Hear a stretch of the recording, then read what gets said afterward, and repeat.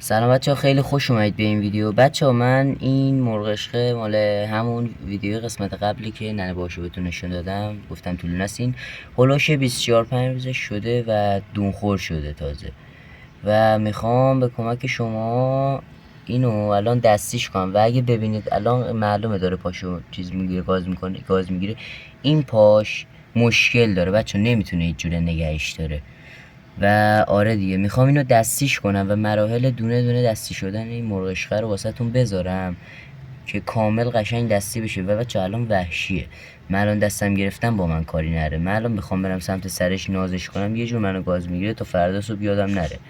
ناکن قشنگ برمیگرده منو گاز بگیره اینجا، نگاه کن بچه قشنگ برمیگرده گاز بگیره. و آره میخوام اینو دستی بگم، پس لایک کامنت صاف فراموش نشه و آره مرامی ساب کنید. میخوام بهتون اینا رو همه رو آموزش بدم و اینکه خیلی ممنون که ویدیو رو تا اینجا تماشا کردید. خدافظ.